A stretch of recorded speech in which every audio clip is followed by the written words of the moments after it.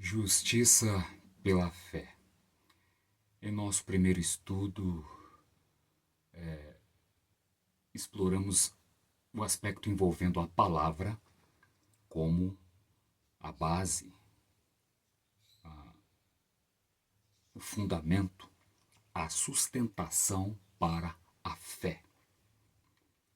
Agora nós estaremos explorando o aspecto que envolve o pecado. O que é o pecado? Pecado é rebelião. Rebelião contra Deus, contra sua palavra, enfim, contra o seu reino. De forma objetiva, isso é pecado. Agora, é claro que dentro deste conceito há outras várias definições, mas para que fique sumariamente, de forma objetiva, entendido, pecado é rebelião.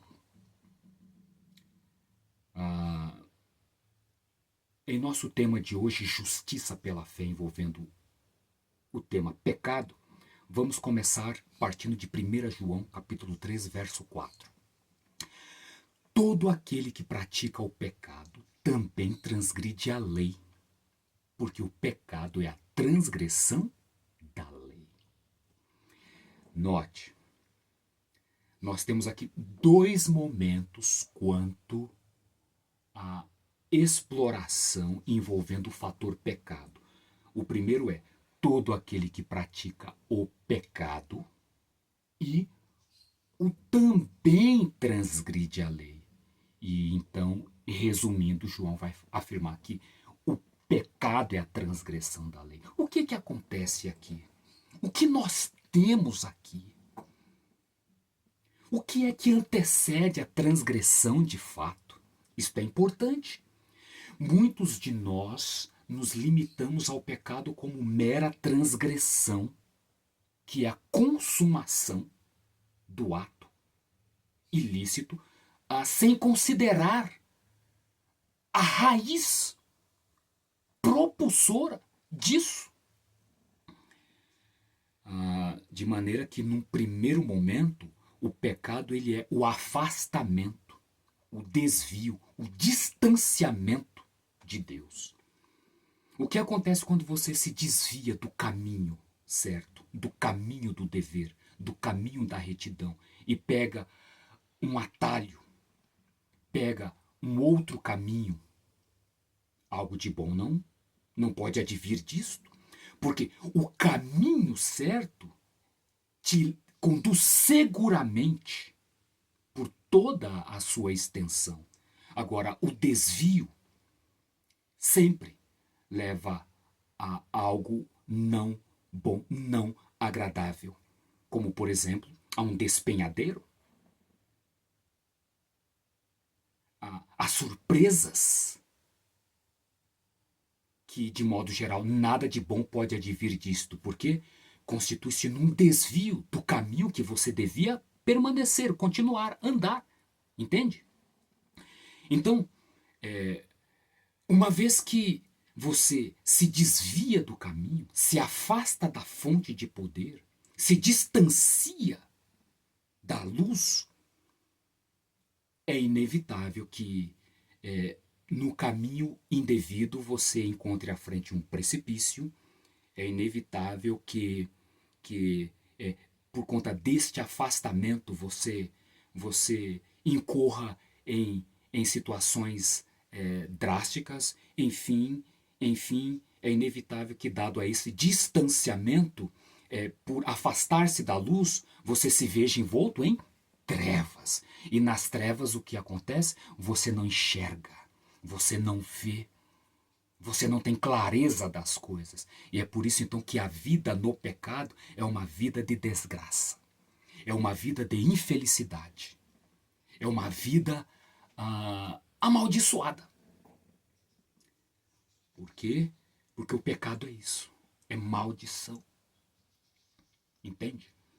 Então, o resultado do pecado, do afastar-se de Deus é o transgredir a lei. A consumação inevitável, é impossível. Veja que Paulo vai falar que o homem carnal não pode obedecer à lei. Por quê? Nós vamos explorar isto mais adiante. O homem espiritual cumpre a lei, agora o homem carnal não. Por quê? Por causa dessas exposições que nós estamos lhes apresentando. O homem carnal, ele está mais que afastado, ele está desconectado. Essa questão envolvendo a desconexão, eu vou explorar mais à frente quando nós formos falarmos do fator tentação. Compreende? A bem da verdade, então, o pecado, ele envolve dois aspectos. Tá? Primeiro, afastamento, e o segundo, transgressão, que no fim resulta numa coisa só, transgressão da lei. Agora, de maneira prática, vamos explorar isto na experiência de nossos pais, Adão e Eva. Sim, porque assim como pela palavra de Deus todas as coisas foram criadas, céus, terra, mar e fontes das águas, e todos os outros elementos que compõem este ato, e inclusive a nossa vida, é pela palavra ou pela desobediência à palavra que o pecado vai entrar no mundo. Então, tenhamos a conexão entre o poder criativo da palavra e o poder destrutivo da desobediência à palavra. Ou seja, estabelecendo aquilo que nós colocamos no início, que o pecado é rebelião, dentre outras coisas, contra Deus, contra o seu reino, mas também contra a sua palavra. Bom, em Gênesis, no capítulo 2, versos 16 e 17, nós lemos: E ordenou o Senhor Jeová Deus ao homem, dizendo: De toda árvore do jardim comerás livremente, mas da árvore da ciência do bem e do mal não comerás, porque no dia em que dela comerdes, morrerás. O que foi que ordenou o Senhor Jeová, o Deus vivo, o Deus de Israel, o Deus Criador, ao homem? Ele disse o quê?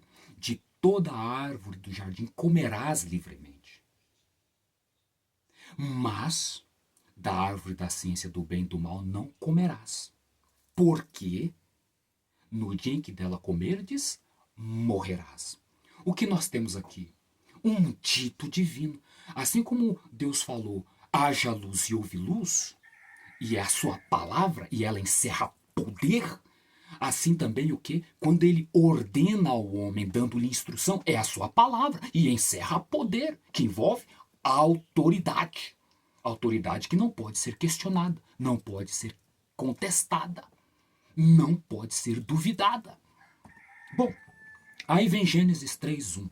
Ora, a serpente era mais astuta de todas as alimárias do campo que o Senhor Jeová Deus tinha feito. E esta disse à mulher: É assim que Deus disse, não comereis de toda a árvore do jardim? Veja. Para a serpente se dirigir a Eva, ela teve que ter um encorajamento. E qual foi o encorajamento? O afastamento de Eva de Adão. Veja, a serpente não se aproximou de Adão, se aproximou de Eva. E por que se aproximou de Eva? Porque ela havia se afastado de Adão. E veja, então, voltando, a segurança primeira de Eva estava na permanência, na proximidade com seu marido Adão. O afastamento, olha, vejo aqui a tipologia. O afastamento de Eva de Adão lhe colocou numa situação de o quê? De ser vulnerável à tentação, que o quê? Que lhe levaria à transgressão. Então a serpente, usando de astúcia, né, se aproxima dela, porque veja, outro ponto aqui, a serpente, o que ela diz? É assim que Deus disse, não comereis de toda a árvore do jardim? Olha a distorção da palavra. Não foi isso que Deus disse. Percebe como os homens fazem hoje? Os homens distorcem a palavra. Deus diz uma coisa e o homem vem e diz outra. Mas ela não ficou só nisso. E disse a mulher, a serpente: do fruto das árvores do jardim comeremos, mas do fruto da árvore que está no meio do jardim, disse Deus, não comereis dele, nem nele tocareis, para que não morrais. Gênesis 3, 2 e 3. A mulher deu atenção a um elemento estranho. Tá? E deu abertura a diálogo com o tentador. Um perigo. A segurança está na palavra. Tá? E no afastamento do ambiente de tentação. E ela acrescentou algo que Deus não havia dito. Não comereis dele, nem dele tocareis. Deus disse isso? Não. Não tocareis? Não. Deus disse, não comereis. O problema do desvio da palavra, da desatenção. Tá? É aquele tal negócio. Distração. Eva se afastou de Adão por conta da distração. E o que foi que disse a serpente à mulher? Certamente não morrereis. Olha aqui a gravidade. Deus diz algo e vem o elemento e diz o contrário. Será que temos muito disso acontecendo hoje? Deus diz na sua palavra que faria o sol retroceder junto com a sombra. E vem um elemento e diz o quê? Que não foi o sol, que foi a terra. Não é isso um perigo? Bom, o fato é que ela disse o quê? Não morrereis. E agora o que? Justifica, assim como os homens hoje o fazem. Justificam a sua negação da palavra. Não ficam só na negação. Tem que ter uma justificativa, uma racionalização. Porque Deus sabe que no dia em que dele comerdes, se abrirão os vossos olhos e sereis como Deus, sabendo o bem e o mal. Então quer dizer, gente, olha o fundamento da rebelião que implica no pecado. A palavra de Deus diz algo, estabelece algo, e vem o contraditor e diz o quê? O contrário, e traz as suas justificações. Então, o problema do afastar-se de Deus, da atmosfera espiritual, e o perigo de, cedendo à tentação, as conjecturas humanas, incorrer no pecado, ou seja, ensina transgressão. Apocalipse 12, 9 nós lemos: a antiga serpente chamada o diabo e Satanás, que engana todo o mundo. Todo o mundo, porque o mundo jaz no maligno. Quem é o príncipe do mundo? E os homens do mundo servem a quem? Consciente ou inconscientemente.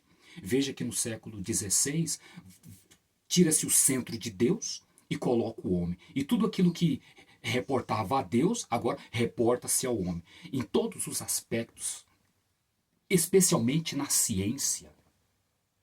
Então existem coisas que nos apresentam e que parece o que é, mas não é. Aquilo é um engano, aquilo é uma contrafação. Nós temos que ter discernimento espiritual.